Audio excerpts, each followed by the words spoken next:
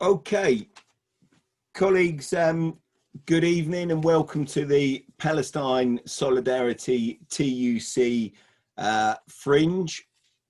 My name is Simon Dubbins. I look after the international work for Unite, and I'm also the trade union officer for the Palestine Solidarity campaign, and it's a great pleasure to be chairing the events this evening.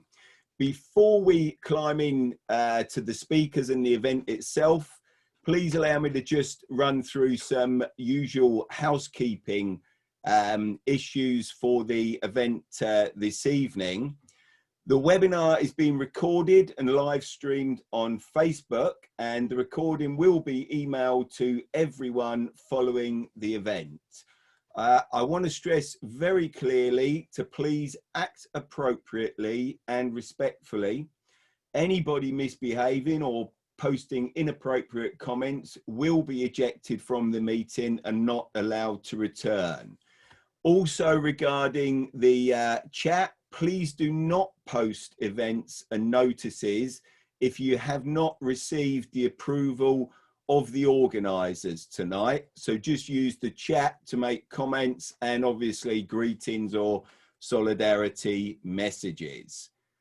Palestine Solidarity Campaign, as I'm sure many of you are aware, is the organisation here in the UK that exists to provide solidarity to the Palestinian cause.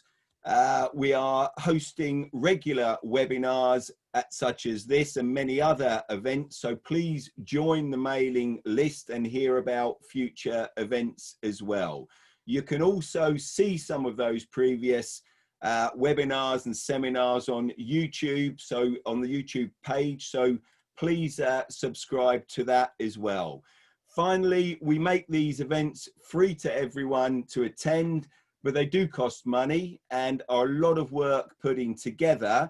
We're an organisation that relies on donations from people like yourselves, so just a plea to keep funding, and at the end of the webinar, if you think it's been useful, informative, then obviously PSC will be delighted to receive a donation. I shall run through the speakers, not now, they are posted in the chat, as is the full agenda. Please feel free to have a look at it. I shall introduce the individual speakers when I call them to speak. Just by way of a couple of quick opening comments to set the scene. This Fringe meeting is vitally important. It's always a critical year and a critical moment for the Palestinian struggle, but I'm absolutely sure you'd all agree it's more critical than ever at the moment with what is currently going on. We have witnessed over 50 years of Israeli occupation of Palestinian lands and territory. The blockade of Gaza has been going on for over 10 years. There is tremendous pressure on Palestinians that live in East Jerusalem, constantly faced with house demolitions and forced evictions. We see still a massive settlement building program that is going on in the occupied West Bank, and many Palestinians in Israel face discrimination on a daily basis as well. If all of that wasn't enough, we also saw at the start of this year the disgracefully called deal of the century, Trump's plan. And more recently, we have seen the clear intention of the Israeli government under Netanyahu to actually annex a great swathe of the West Bank. So this session tonight is absolutely critical. It's great so many people are here and can take part, and we've got a great list of speakers that are going to make their contribution. So without further ado, I'd like to hand over to our first speaker this evening. It's Louise Regan, who is a national officer from the National Education Union and is also the Vice Chair of Palestine Solidarity Campaign. Louise, the floor is yours. Thanks, Simon. I hope you can all hear me okay. I just want to offer apologies from our General Secretary, Kevin Courtney, our Joint General Secretary, who was supposed to be speaking tonight, but he's been taken away to something else. He sends his absolute solidarity to this meeting, and he's very sorry that he can't be here, but I agreed to speak for him. And I want to thank PSC and the TUC for putting on this really important Fringe. I think what you said, Simon, is really important. This has been, for people that have been watching TUC today, it's been a really tough year for people here, but actually I think international solidarity is more important now than ever, and it's really important that we keep raising awareness and keep talking about the issues. Just for people on the Zoom, the National Education Union is a large education union, biggest education union now in Europe, with around 450,000 members. Our union and the NUT Legacy Union has a very long and proud history of standing in solidarity with the people of Palestine. Prior to the pandemic, we were taking 2 delegations per year out to Palestine, and those members got to see firsthand the impact of the occupation. And I think that once you have been and you have seen, you have a duty to come back and speak, and that is what our members do every time we take them out. As an education union, obviously a lot of our work when we're out there is looking at the impact on students and educators. We talk to them about the impact that the occupation has, the checkpoints, the military presence, and the impact that that has in stopping them getting to school. They're regularly stopped at checkpoints, prevented from going to school. Educators often aren't able to get and teach their students. And we see how that impacts upon them, but also the trauma of that occupation and the impact that that has.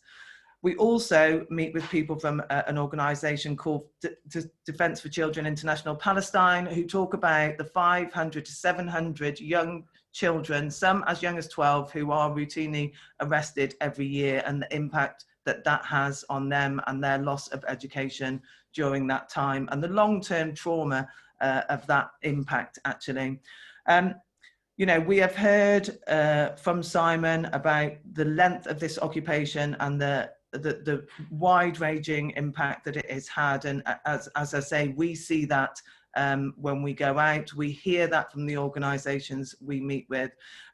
We also, whilst we focus on education, we also meet with other campaign groups organising against the occupation, but also raising awareness about the abuses that the Palestinians face on a daily basis. As a union, we are really proud to stand alongside the other trade unions here in the UK. You know, trade unions are very committed to this cause, and we are very proud to stand with them in solidarity with the Palestinians. As a union, we will also continue to work with PSC and the TUC to fight for justice and freedom for the people of Palestine. I think it's really important that we're here tonight. I think we've got a really great range of speakers. As I say, we give a commitment to this cause, and I know the other unions here will do as well. And I'm really looking forward to hearing from people. But, you know, whoever you are listening in, please hear what we've said, listen to the conversation tonight, but go away, join PSC if you're not a member, engage and find out what is happening. And once we're able to, I would urge everybody to go and visit Palestine, hear from the people there. And once, as I said at the start, once you have seen, you will have a duty, just as we do, to come back and speak out, because the Palestinians don't have a voice and we are their voices. Solidarity, freedom and justice for the Palestinians. Thanks ever so much, Louise. It's a pleasure to have you with us tonight. You've been a tireless worker for the Palestine Solidarity and a great contribution. So thanks ever so much for standing in at short notice as well on behalf of Kevin.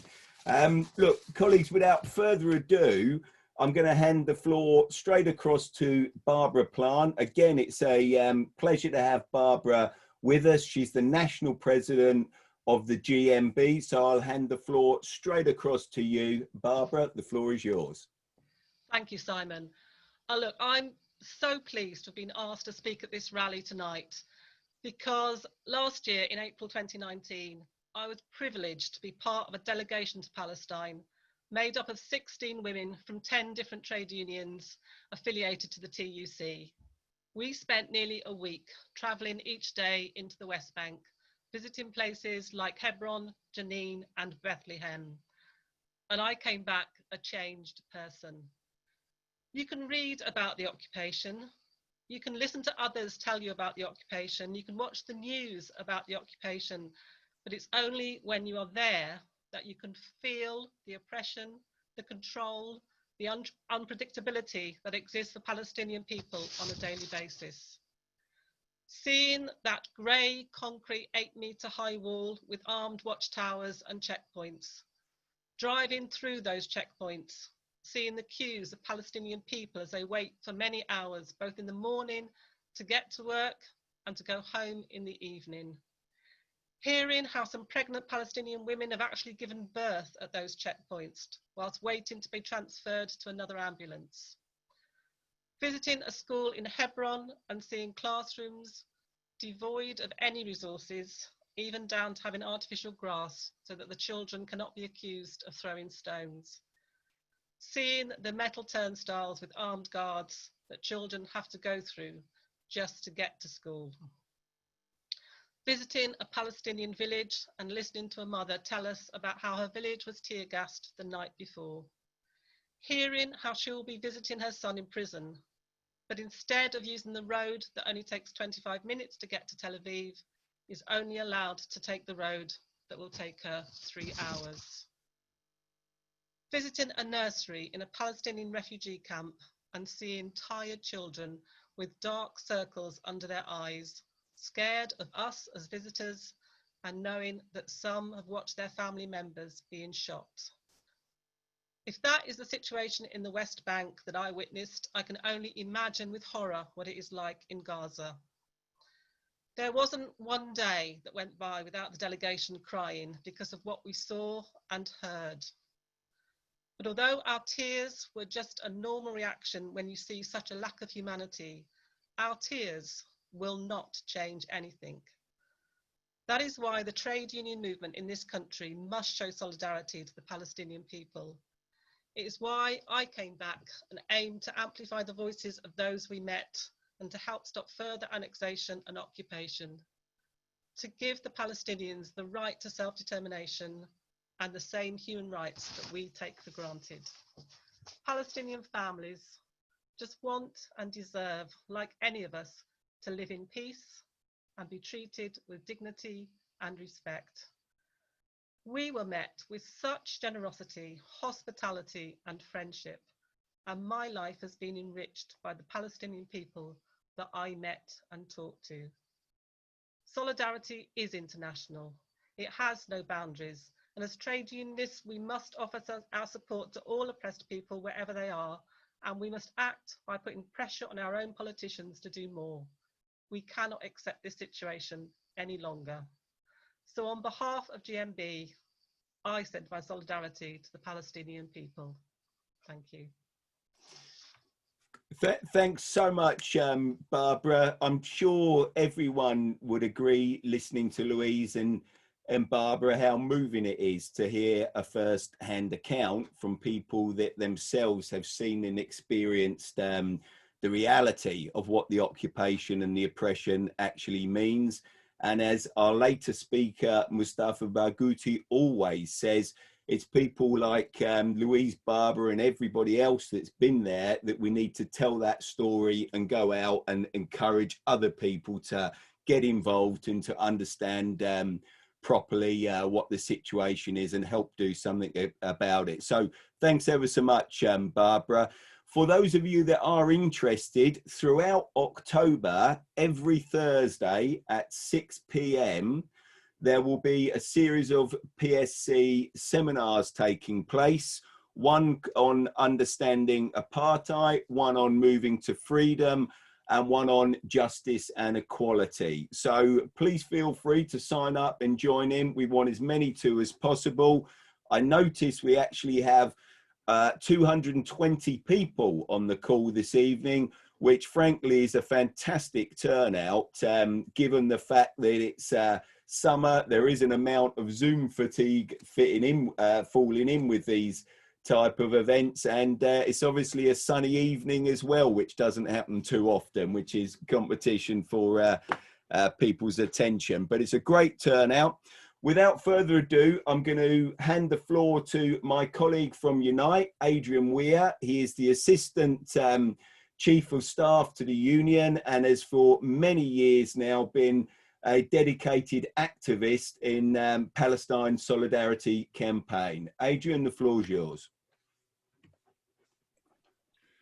Well, thank you very much, Simon, and good evening, everybody. And can I start by bringing to the rally the fraternal greetings of Unite General Secretary Len McCluskey and the entire Executive Council of Unite the Union, representing 1 million working people in Britain, Ireland and Gibraltar. And alongside so many distinguished speakers, can I say how particularly honoured I am to be sharing the platform tonight with Dr. Mustafa Barghouti. Friends, Unite's commitment to the cause of Palestine and the Palestinian people is well known and long-standing. It was under Tony Woodley's leadership in 2006 that the Union supported the FBU motion at that year's TUC Congress that broke the logjam of even-handedness between Israel and Palestine at Congress House and firmly committed the Union movement in Britain to the justice of the Palestinian cause.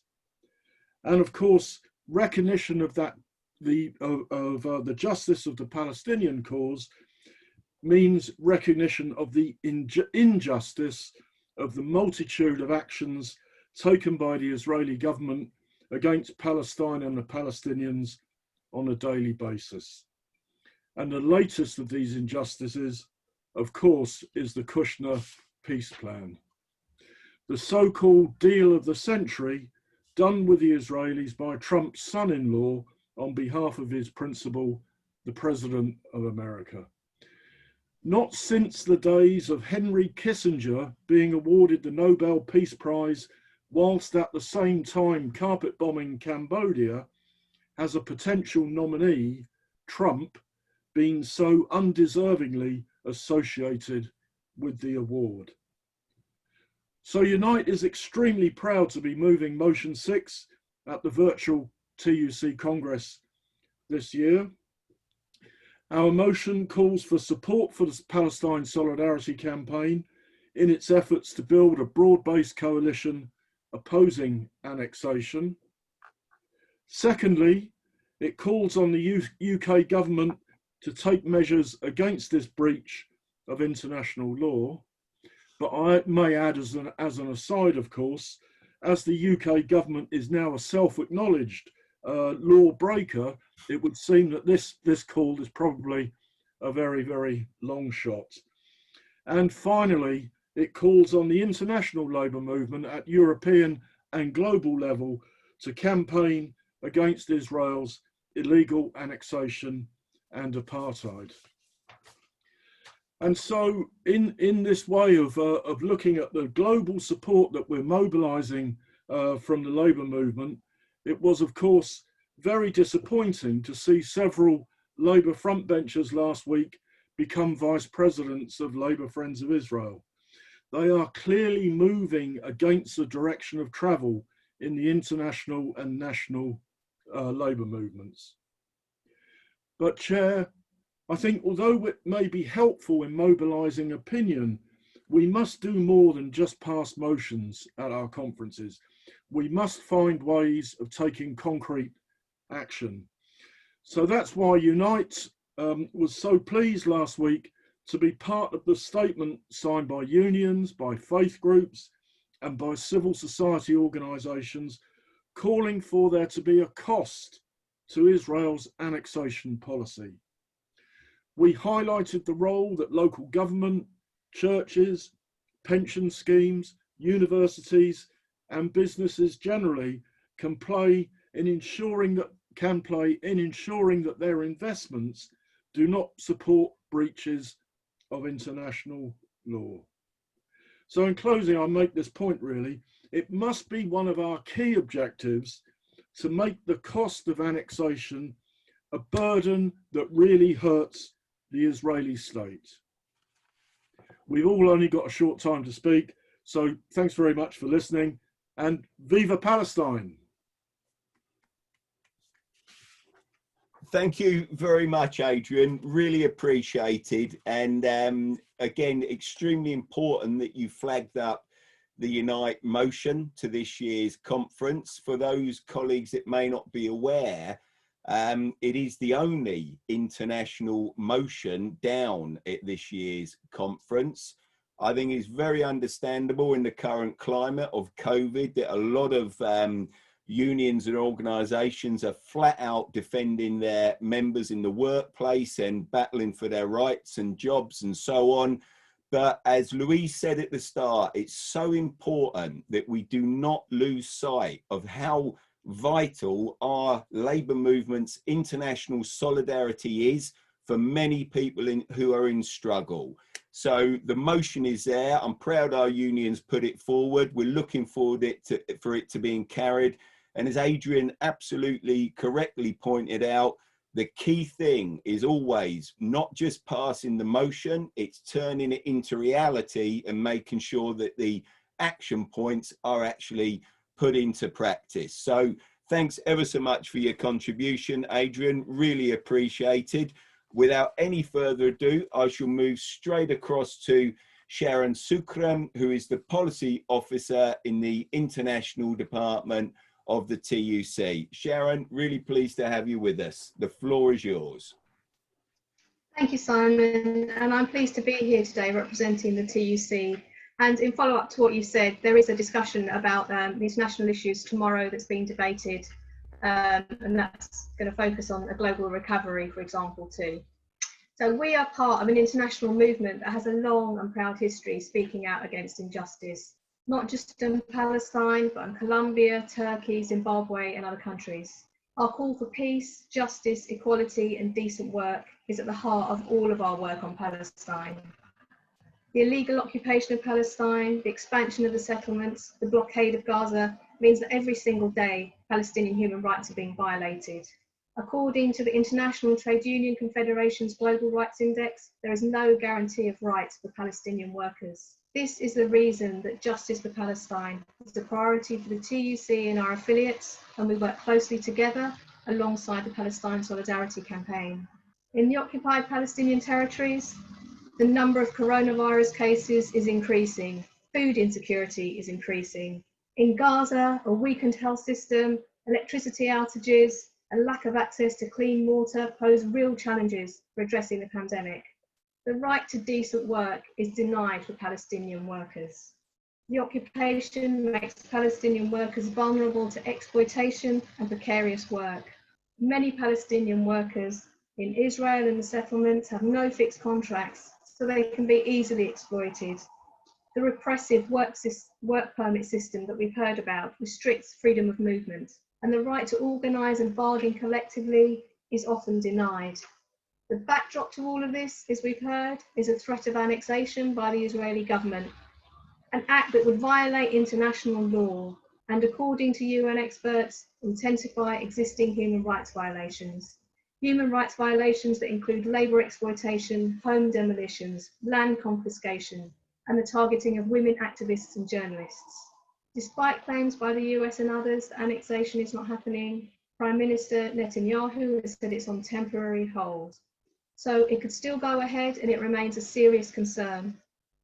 We've written to the Foreign Secretary denouncing President Trump's so-called Middle East peace plan that led to the annexation proposals. And we've stated that if annexation goes ahead, it should be met with serious consequences by the UK government. Whether annexation goes ahead or not, we will continue to speak out in support of Palestinian rights. We support efforts to establish an ethical policy on all UK trade with Israel, framed around international law, and stopping any armed trade with Israel that we use in violation of Palestinian human rights. We support the campaign to disinvest from and boycott the goods of companies that profit from the occupation and the settlements, and we will step up our pressure on complicit companies. And we've been engaging with the Shadow FCO team in support of Palestinian rights and a peaceful solution to the conflict.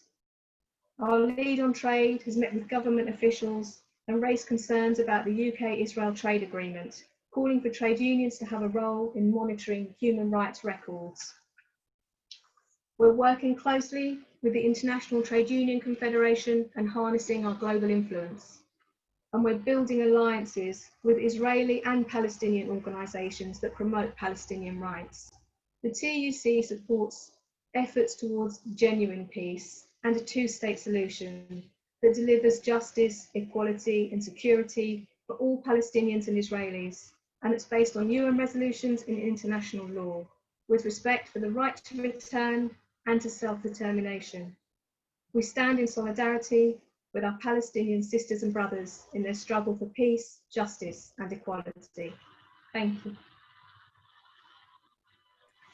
Thank you very much, Sharon. Really appreciated. And just for the clarity of everybody taking part, it's important you did flag up. There's a much broader statement, of course, from the TUC covering all aspects of the great solidarity work that you're doing. I was referring obviously to the specific motion, which I think underlines the centrality and importance of what's going on in Palestine at this moment. I think you made another really important point there. People should be under no illusions whatsoever that the intention for annexation has disappeared.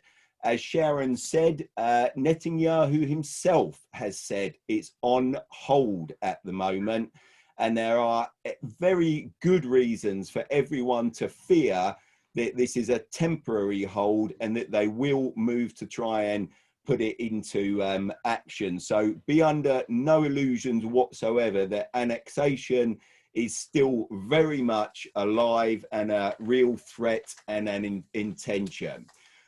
Without any further ado, colleagues, let me move straight on to our next speaker. We're really pleased to have with us the president of UNISON, Josie Bird. Josie, I'll hand the floor straight across to you. Thanks very much, Simon. I almost forgot to unmute for a moment there as well. And good evening to everyone who's made the effort tonight. I just want to start by saying that Palestine is and has consistently been at the top of UNISON's international agenda since UNISON was established. We're proud of our work with the Palestine Solidarity Campaign and our partnership with trade unions and workers' rights in Palestine and Israel that share our values. Like other speakers tonight, I've been really privileged to visit Palestine, as well as some Palestinian refugee camps in Syria prior to the civil war. And I would echo other speakers' comments in terms of having a moral duty to share my experiences on visiting Palestine and speak out on my return. I think Barbara's done that really eloquently for all of us tonight, but what I would like to say is the experience of visiting Palestine and some of those Palestinian refugee camps is something that stays with you. UNISON's policy on Palestine is being shaped and strengthened by successive UNISON conference motions, and it's these policies that drive our work programme. For UNISON, as a public service union, the right to quality public services and decent work are integral to all of our international work, and that's the same for Palestine. I just want to shine a light on why I think that's so important. And hopefully we can all agree public services are always vitally important, but even more so at the current time. Quality public services are fundamental to building equitable, sustainable, peaceful and democratic societies, so they have to be part of the solution for peace and a viable Palestinian state alongside Israel. But in Palestine, public services are completely undermined by every aspect of the blockade and the military occupation. You can't deliver quality public services when Palestinian-controlled land is fragmented and divided by a separation wall, by checkpoints, by barriers and by settler-only roads. And it's something that will only get significantly worse if annexation takes place. You can't fund quality public services when the Palestinian economy and tax revenue are completely under the control of an occupying power, as has been demonstrated by the suspension of relations between Israel and the Palestinian Authority. And you can't deliver quality public services when access to water, electricity, and even essential equipment and materials are restricted by the tight land, sea and air blockade of Gaza. Again, this is something that's been tested to its extremes by the border closure of recent weeks. The rapid spread of COVID in recent months first in the West Bank and now in Gaza, has really exposed how the occupation has undermined the right to quality public health services. Gaza's fragile health system has been on the brink of collapse for many years. Its hospitals and health centres are still dealing with the effects of the Israeli military attacks during the Great March of Return.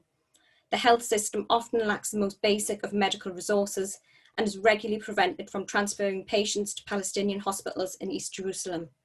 Add that to the impact of the recent bombing campaign, electricity cuts and border closures, and I certainly cannot begin to comprehend how society can respond to the current crisis effectively and support communities. The right to sufficient clean water, again an essential public service, is fundamental to preventing the spread of the pandemic, but this has been denied by the occupation, both in Gaza, where at least 97% of the water from the aquifer is undrinkable, and in the West Bank, where on average Palestinians rely on just 73 litres of water per day. That's significantly below the World Health Organization minimum of 100 litres per day. And at a time when so many Palestinian workers in Israel and the settlements have been suspended or dismissed without social protection to fall back on, and those in work are forced to stay away from their families, I have to say it's a small highlight for us, but we've been supporting trade union WACMAN to organise workers in the illegal Israeli industrial zones. Since the beginning of this year, WACMAN has been organising Palestinian workers at Green Net, a recycling plant in the Atarot industrial zone. Over 100 of the 120 Palestinian workers at the plant have joined the union, and at the end of July, they took strike action to protest arbitrary dismissals, including of trade union leaders, their low salaries, and being forced to sleep at the plant during the pandemic in demeaning conditions.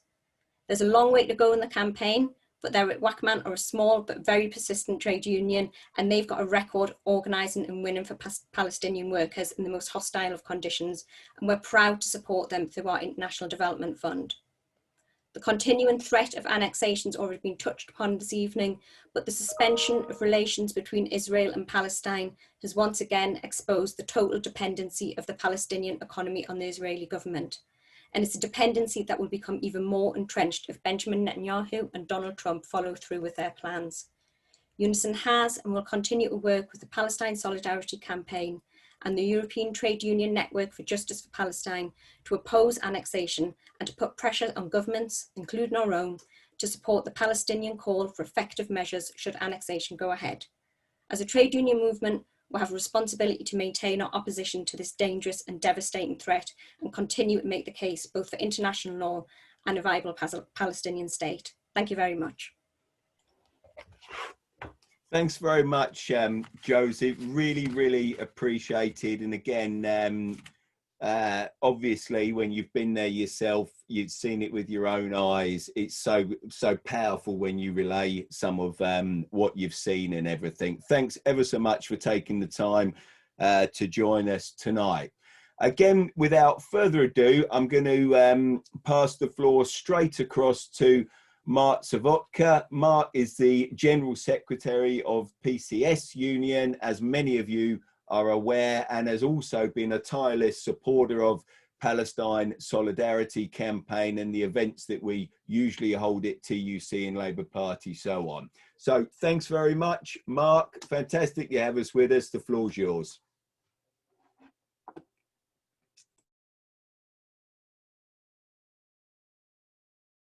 Mark, you're muted. Okay. That's it. You got it. There you are. Right. I was saying thanks very much, Simon. And on behalf of my union, PCS, which represents public sector workers in the civil service in the UK, we're very proud to not just speak here tonight, but to be strong supporters of the Palestine Solidarity Campaign. And that support is something that we intend to continue with. I also wanted to thank the PSC, not just for tonight's meeting, but for the tireless work that people have put in now over decades. Only a few weeks ago, we had a brilliant rally to stop the bombing of Gaza. And anyone, I think, who joined us that night could not fail to be touched by hearing voices direct from Gaza who had been subjected to nightly bombings, including frontline doctors. And anyone who's not moved to hear these testaments from the front line, then they really must have hearts of stone. So we thank the PSC for the work that they're doing. And all I really wanted to say tonight on behalf of my union, because I think we've had some brilliant speeches tonight, these main points. I mean, firstly, in Britain, we've got to ask ourselves what more we can do, firstly, to challenge the media approach to the injustices going on in Palestine. The silence in the media is deafening. It is a national disgrace as far as I'm concerned. And where else in the world would we see the type of things we've heard about tonight routinely pass without any comment whatsoever? Just contrast it to the coverage given in other international situations, and the silence is absolutely deafening. I mean, where else would we observe not just decades-old occupation, the daily oppression and subjugation of people, meaning there is massive levels of poverty, massive levels of unemployment, people going by international standards and reports with nowhere near enough nutrition in children's diets? Where else would we see the constant breaching of UN resolutions pass without any comment? And where else would we see general elections fought, whether in Israel itself or in America, with the leading candidates, the incumbents, openly talking about moving embassies into Jerusalem and fighting an election, talking about the permanent annexation of Palestinian land? Absolutely shocking, yet not a word in the British media. And that's why solidarity is so important, why events like tonight are so important, so we can spread this word throughout our movement to build a solidarity that is clearly going to be vital. And like others, Simon, I myself had what I consider to be a life-changing visit to Palestine, organised by the PSC in a delegation some years ago. And like others, took the view that the point of such a delegation is not to go and see it yourself and keep it secret. It is to come back and spread the word. And when I did that on behalf of PCS, we issued a DVD to all of our branches, we issued a booklet, and we urged people to spread the word. And immediately, the fact that we were trying to put that message out meant we were attacked for doing so in an attempt to silence reporting of the daily oppressions going on in Palestine itself. And I really wanted to finish by just echoing that, yes, sometimes people take notice, although our media evidently never, when bombings take place, as we have seen in recent weeks. But it is the daily oppression that nobody talks about in the media that people really need to understand. It is seeing the Israeli military stop kids at checkpoints and keeping them stopped until those children missed their exams. It may seem like small to some people, but it could be life-changing for Palestinian kids denied the chance in order to pass an exam. It is the businesses on the West Bank who are using produce, such as dairy produce, that the Israelis have often blockaded to ensure it passes a time at which economically it can be sold on. It is the mothers of children who are falsely accused of throwing stones at IDF forces, who are given the very real choice of deny the charge and your child will remain locked up for 2 years whilst awaiting trial, or plead guilty if you want to see them again. Any wonder why people plead guilty, thus allowing the Israelis to falsely report statistics of attacks on their forces by young children? These daily economic, these daily oppressions of people often go without comment. But having seen firsthand and listened to others tonight, imagine what it must be like to live under that yoke on a daily basis when all you are struggling for is the right to self-determination, an independent Palestinian land that we and many others would take for granted in countries like this. So my call in finishing is, let's turn tonight's rally into a renewed commitment for solidarity. Let's support the BDS campaign. Let us put pressure on our politicians and on our media to cover the real story. And let us as a union movement representing millions of organised workers in Britain commit to say that until our Palestinian brothers and sisters get a free, independent Palestine, we will not rest, we will not stay quiet, and we will stand up for justice and commit ourselves tonight to do so on an ongoing basis. I'll leave it there, Simon. Thanks so much, Mark. As always, an excellent contribution and very moving. I want to just underline again one thing you mentioned about the annexation and the proposals. I found it myself astonishing. I cannot remember the last time a so-called Western democracy the leading candidates in that election were actually running for office, pledging to take over part of another country. And yet it is simply watched and accepted, and the discussion that takes place afterwards, absolutely astonishing. I'm really glad that you reminded everybody of quite what has gone on there, and also the importance of people, when they do go to Palestine, coming back and explaining what is going on, breaking the silence, raising the awareness, and helping to build the solidarity. And colleagues, if you do want to get more active, as Mark was urging you to, at the top of the chat, you'll see there's some links to where you can take action, write to your MP and ask them for the arms embargo on Israel. You can write to the Foreign Office calling for them to put pressure to end the siege of Gaza. And of course, if you're not a member of Palestine Solidarity, please join up, or at least sign up to the link so that you can get the social media information and join other events. Thanks again, Mark. Really, really appreciated. Colleagues, without further ado, we are really honoured and privileged tonight to have joining us Dr. Mustafa Barghouti, who is a world-renowned politician, Palestinian politician, activist and campaigner. He's General Secretary of the Palestinian National Initiative. A physician by practice, he's been a member of the Palestinian Legislative Council since 2006. He ran for president in the 2005 presidential election, coming second after Mahmoud Abbas. Dr. Barghouti has worked extensively on defending human rights and internal democracy, and is a founder and director of the Palestinian Medical Relief Society. Dr. Barghouti, fantastic to have you with us. The floor is yours. Thank you so much. And I'm really proud to be joining your meeting. And I want to thank Palestine Solidarity Campaign, as well as all the trade unions that are participating today and all the people who are on this session. I want to thank you for your solidarity. I want to thank you for your humanity. And I want to thank you for showing interest in what's happening in Palestine. I've met some of you on your visits to Palestine, and we truly appreciate that and hope that after we solve the problem of COVID-19, we can have you again in Palestine.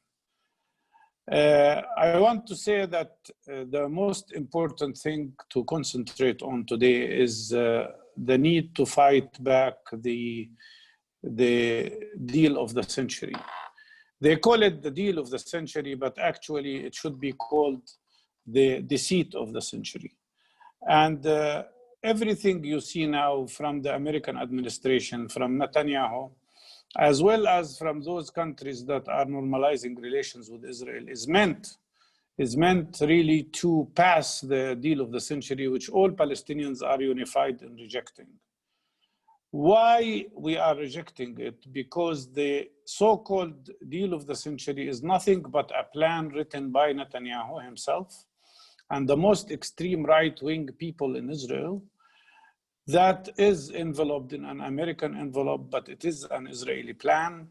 And the main goal is to liquidate and eliminate all rights of the Palestinian people. It is actually a declaration of the rejection of compromise, the rejection of the two-state solution. And it is about consolidating a system of apartheid. Instead of ending occupation and allowing Palestinians to have a state of their own, this plan is about creation of 224 small ghettos that are separated from each other by settlements, by the wall, the apartheid wall, by Israeli annexation, and by creating a complete system of racial discrimination that is much worse than what prevailed in South Africa at one point of time. What part of that deal is to try to drag some Arab countries, as they have done with the Emirates and Bahrain, and probably Oman in the coming future, to normalize their relationship with Israel at the expense of the Palestinian people. The whole, and let me talk here a little bit because the media is full of stories about the big peace deals that will be signed tomorrow in Washington. These agreements, these normalization agreements are not about bringing peace actually. They are about actually consolidating and supporting the most extreme elements in Israel. And they are not about stopping annexation. On the contrary, actually, everything that was done in this agreement shows that it is encouraging annexation. First of all, the text of the agreement says that annexation is not canceled, but only postponed. Netanyahu in his speech was very clear. He left no space for the Emiratis to keep their face by declaring bluntly that he's planning not only to annex the Jordan Valley and settlements, but to impose Israeli law on the whole of the West Bank. And he said the annexation is on the table, it's not removed from the table, it is there. Friedman, the American ambassador to Israel, in front of Trump and in front of the world media, and maybe some people saw him on BBC or CNN, said annexation is not canceled, it is just postponed a little bit. But the most important thing is what's happening on the ground. Today, Israel announced another campaign of hundreds and thousands of settlement units in the West Bank. Since Trump was elected, the settlement expansion has increased by no less than 300%. And what's happening on the ground is practically annexation or preparation for annexation, if you want. More important, these agreements, these normalization agreements, shameful agreements actually, were made with Israel while it has announced the full annexation of Jerusalem, and when Mr. Trump has announced his support to the annexation, not only of Jerusalem, but also of the Golan Syrian Heights, and that means participating in violating international law, which prohibits annexation of land by force. But most important, these actions, these agreements are nothing but an effort to pressure the Palestinians to concede to the deal of the century, which I promise you will never happen. We've never been as unified as we are today against this deal and against the annexation and against the system of apartheid that it is trying to impose. Another issue here, and it is really funny that they call these agreements peace agreements. The question here is, why are they saying so? In my opinion, they are trying to distract the attention of the world from the real problem, the real issue, which is the Israeli occupation of Palestinian land, which is the Israeli confrontation with Palestinians, which is the Israeli apartheid system on the land of Palestine. They are trying to create an illusion of peace, claiming that Palestinians are not participating in it. But the question here, if Emirates and Bahrain really want peace, why don't they make peace in Yemen, where their troops are fighting the Yemeni people and driving the country into a horrible, not only poverty, but disease and disastrous situation? Why don't they stop intervening in Libya, where they are encouraging actually a horrible civil war? Why don't they stop fighting with even their neighbor, Qatar, during this period? This is not about peace. Actually, this is about bringing in Israel into the Gulf, creating a new military and intelligence alliance in a way where the Israeli presence will substitute gradually and partially the American presence in controlling these countries. This is a very dangerous thing because it is driving the area into a very dangerous situation. Netanyahu is drunk today of success with success. I read to you what he declared today. He said, peace for peace, canceling the usual approach of land for peace, which means he's not going to give up occupation. He said today there is no place for a Palestinian state. He's declaring there is no place for any solution. He says there will not be a Palestinian state, and the whole territory of the West Bank will remain under Israeli control. He said that Palestinians can live in these clusters of ghettos, as I call them. And he said that all Palestinians who have been registered and live in the occupied territories who were registered by the Palestinian Authority will have to be dismissed out of Palestine. So he's threatening another wave of ethnic cleansing. He also said not a single Palestinian refugee will be allowed to come back to their homeland. He's saying Jerusalem will remain unified capital of Israel, and there will be no Palestinian capital in Jerusalem. He's declaring that Israel is intending to impose its sovereignty over the whole West Bank, which means he's not only talking about annexing the Jordan Valley or only the settlements, he's talking about annexing the whole West Bank. What does that mean? That means that all these efforts of the international community about two-state solution, about a solution based on coexistence are gone. What Netanyahu is promising with the support of Trump and his team that is totally obedient to Netanyahu is a plan for apartheid, a plan for a full racial discriminatory system against Palestinians. And that's what we should struggle against. We have to struggle not only against occupation, but also against the system of apartheid in the whole of Palestine, actually, not just in the West Bank and Gaza, not just in Jerusalem. Our brothers, the almost 2 million Palestinians who live inside Israel itself are also subjected to a system of racial discrimination. Our 6.5 million Palestinian refugees who are in diaspora are also subjected to the same system of apartheid that is preventing them from being able to come back home. In reality, as Nelson Mandela said once, when South Africa became free, he said, our freedom will not be complete till Palestinians are free. And he also said that the Palestinian issue today is the most important moral issue of our time. It's the most important moral issue of the whole humanity. And that's why it requires your support and it requires your solidarity. We are struggling today not only against occupation, but also against COVID-19. You know, because of Israeli lack measures, because of Israeli control of the land, because we are unable to control the passages, we have suffered a lot. And although we were very successful in the beginning of the pandemic, we had only 300 cases.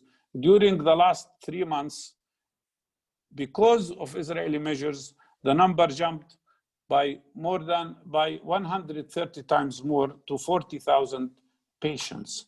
We cannot afford that because we have a very poor infrastructure. And Gaza, as you know, is totally besieged by Israel and lacks the very basic needs to fight this disease. So while we fight against COVID-19, we are forced to fight also against occupation and against annexation and against the system of apartheid and against the misleading statements that are coming up about the great peace agreements that are about to be signed in Washington. I want to thank you for everything you do. I want to thank you for your support to the Palestinian people. It touched my heart what you said. Your speeches touched my heart. It made me sure that every visit you make to Palestine has helped make you understand the situation and the reality of our life. It helped consolidate and expand this solidarity, which we appreciate so much. And I want to ask you, and I want to thank you for the motion that you are planning to pass in your conference. But also I would like to ask you to support the struggle against apartheid and so to support the boycott, divestment, sanctions campaign against apartheid and against occupation. We have to make occupation and apartheid costly. We have to make the Israeli governing system that is practicing racial discrimination and practicing inhumanity, we have to make them pay the price for what they do. And that can be achieved materially through a very strong campaign of boycott, divestment, sanctions. I want also to ask you, please tell the truth. The media, as you said, is misleading the public. Rarely you can have information about what really happens in Palestine. And tomorrow we will see a big fiasco about that artificial peace they are talking about. It is very important that you tell your workers, tell your members, tell your media about the reality of Palestine, because the struggle for the truth is the struggle for justice. I thank you a lot. I thank you for everything you do for Palestine. I thank you for solidarity, for your solidarity. And let me tell you, what you do gives us great moral support. It gives us a lot of courage.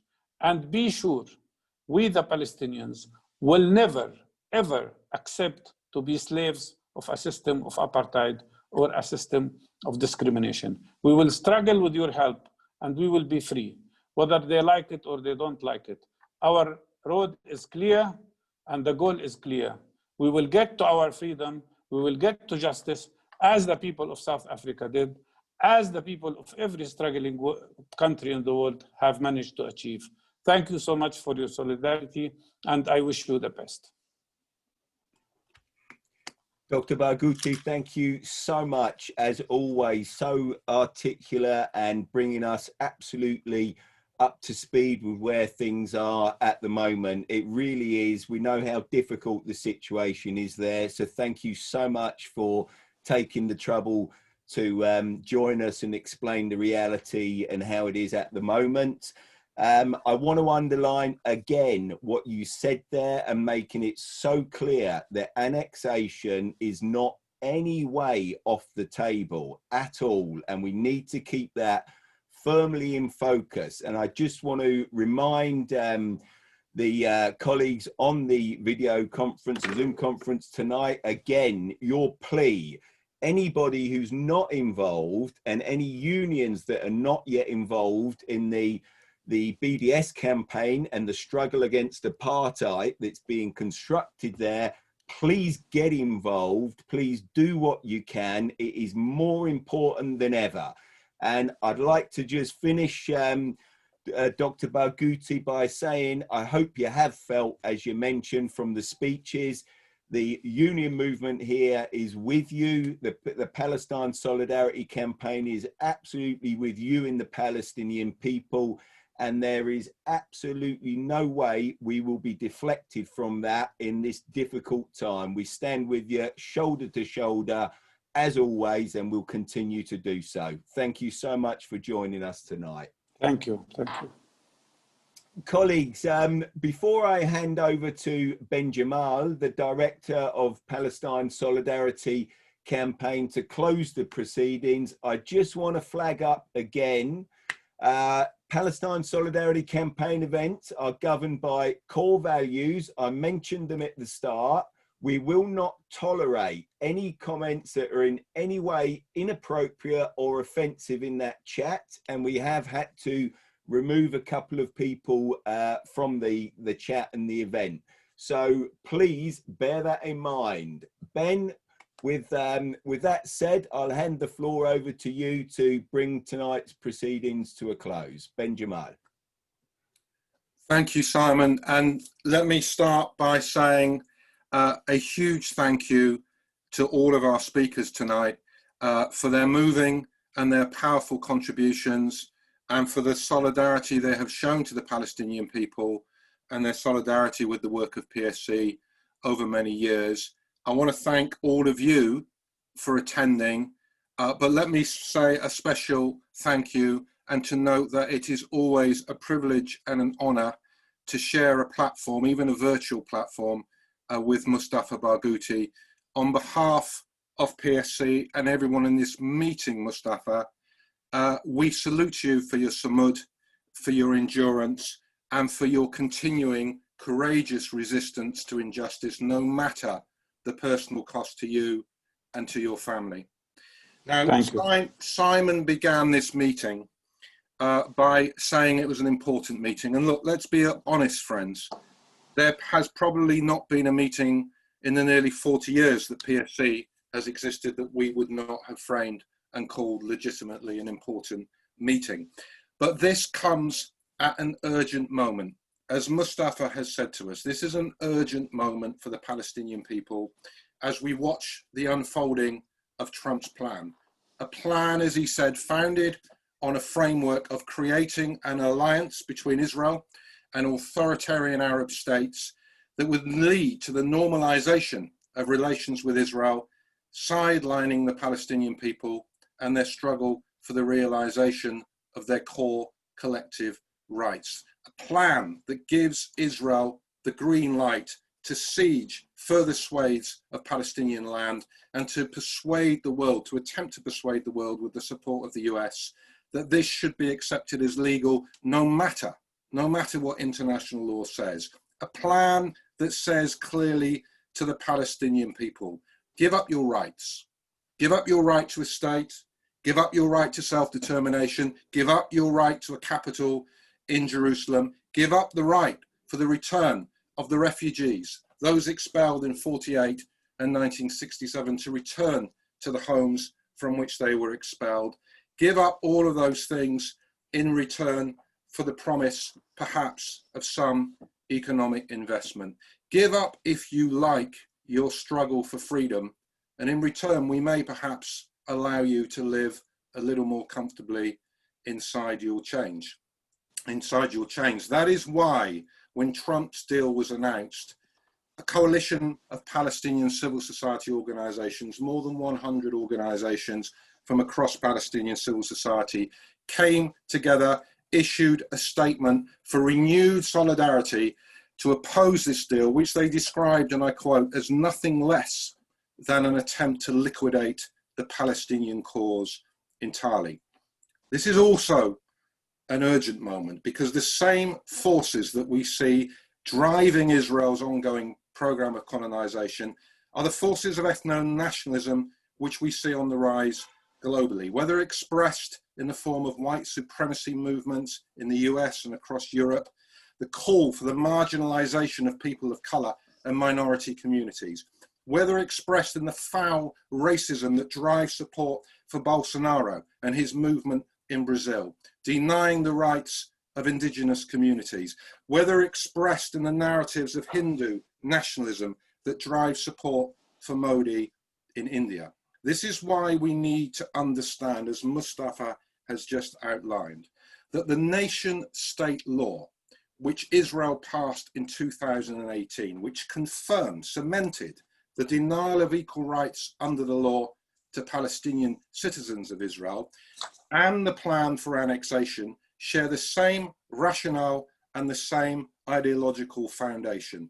The belief that between the river and the sea there are two peoples, that one can dominate over the other, and that rights can be allocated according to ethnicity, religion, or cultural identity, and do not belong to all because of a shared common humanity. This is why in this urgent moment that the motion the TUC is discussing and hopefully passing tomorrow is so important. It's a motion that reaffirms the importance of respect for international law and calls for action to enforce it. It calls for the imposition of sanctions in the face of Israel's intention to annex. In this sense, as Adrian pointed out, this motion is at one with the statement released last week, signed by 12 major trade unions alongside faith groups and charities, which reminded public bodies that they, alongside the UK government, have responsibilities not to be complicit in supporting breaches of international law and human rights by continuing to invest in or procure from companies that are complicit in supporting Israel's illegality.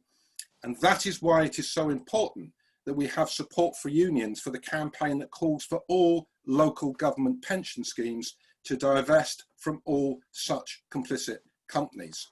But finally, this motion that is being debated, and we hope, we believe, will be passed tomorrow, is important because it stares in the face of the one-state reality that Israel has imposed and names it for what it is, as a system of apartheid as defined under the Rome Statute. That is an institutionalized regime of systematic oppression and domination by one racial group over another, committed with the intention of maintaining that regime. You do not have or seek to have normalized relations with a state practicing apartheid. Now, in relation to Israel, that does not mean you do not respect the rights of its citizens or seek to derogate their humanity. It means that you realize that if you cooperate with apartheid, then you are complicit. You become a reinforcing part of that system. That is what Desmond Tutu told us, if you remember, when he said in a situation of justice and injustice, you cannot be neutral, because to be neutral is to be on the side of the oppressor. Let me finish by saying this. Palestinians like Mustafa do not want to spend their lives in struggle. Like the rest of us, they want to live ordinary lives, to build homes, to build secure families. But as Mahmoud Darwish, the national poet of Palestine, once wrote, when a person is deprived of their homeland, then they are obliged to be a slave to that homeland. When a person is deprived of the rights they need to live with integrity as a human being, then they are obliged to struggle continually for the realization of those rights. So we have to stand with Mustafa, and we have to stand with all Palestinians. Not to do so would be a betrayal of the very foundations of this movement, which is a moral cause or it is nothing, which stands always with the oppressed or it stands with no one. And we know that this movement, and we know that the TUC will withstand all of the pressure that is being and will be thrown at it, not to pass that motion tomorrow, and then not to follow it up with meaningful action. They will withstand that pressure not because that is the easy thing to do, but because it is the right thing to do. That is what Mustafa and the Palestinian people ask of us. They deserve nothing less. That we continue to stand in full solidarity with them until they enjoy what is their birthright: freedom, justice, and equality in their historic homeland. Thank you. Thank you so much. Ben, on behalf of everyone, thank you so much for an excellent contribution. I think you've really sketched out the situation and what it implies and what's at stake excellently. And I want to put on record our thanks to you as well for all the hard work and tireless work that you do, and the staff of Palestine Solidarity Campaign as well, to keep the campaign going and to build it and push it from strength to strength. I don't think there's anything else that I can add after two such excellent contributions to bring proceedings to a close. But I want to echo Ben's thanks to all our speakers, to Louise, Barbara, Adrian, Sharon, Josie, Mark, and a special thanks again to Mustafa for taking the trouble to be with us and make the intervention as well. To everybody in the meeting, I would say simply this on closing. If you're not active, please get active. Get involved in PSC. If your union branch is not affiliated or your union's not affiliated, get them, please push them to get involved. If you are active, stay active and make sure that we build this up further. Ben was absolutely right. I'm sure every meeting has always begun with stressing how important it is. But after what we've heard tonight, I don't think there's any exaggeration whatsoever to say that this is one of the most critical moments in the history of the Palestinian people. And it is our duty to make sure that we stand side by side with them, stand up for their rights, and do everything we can to build that solidarity and get justice for Palestine and justice for the Palestinians. Thanks to everybody for joining us. Hopefully next year we'll be meeting again in person when this is passed. But until then, let's carry on fighting. Let's stand together and do what we can to take the cause further. Thank you. Good night. Thank you. And a good night.